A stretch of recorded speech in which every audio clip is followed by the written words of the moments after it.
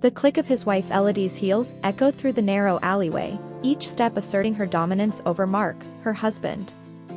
The soft glow of street lanterns bathed her face, revealing a mischievous smile. She held his hand firmly, not like a tender wife, but like a confident mistress. Before an imposing residence, she knocked with assurance. The door opened to reveal a man of rare elegance, who greeted Elodie with a knowing smile. It was clear they were well acquainted. Elodie, without releasing Mark's hand, stepped forward and kissed the man, named Luke, on the cheek. The evening began in an ethereal ambience. Luke and Elodie conversed, laughed, and occasionally touched in an intimate manner, all under the passive gaze of Mark. He stood by, nearly transparent, merely awaiting Elodie's commands. "Mark, fetch us something to drink," she ordered without even glancing at him. Without hesitation, he complied, making his way to the kitchen.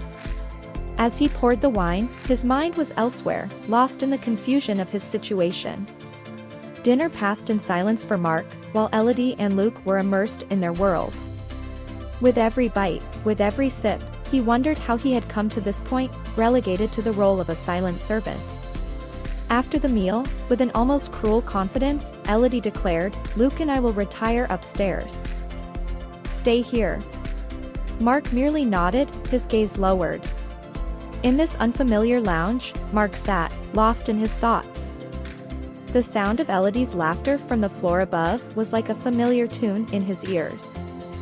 Laughter he hadn't heard in a long while, laughter reminding him of how joyous she could be when in control.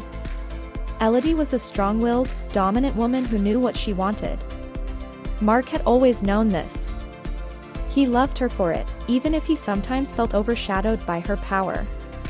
When she descended with Luke, Mark could see the gleam in her eyes, the pride in her stride.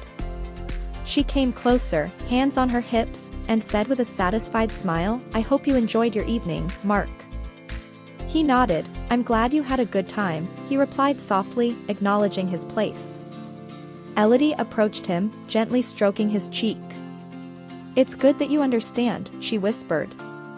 Luke, in the background, watched the scene, gauging the intensity of their bond. The evening ended with Elodie as the center of attention, just as she loved. For Mark, there was solace in his wife's evident joy, even if he remained on the outskirts.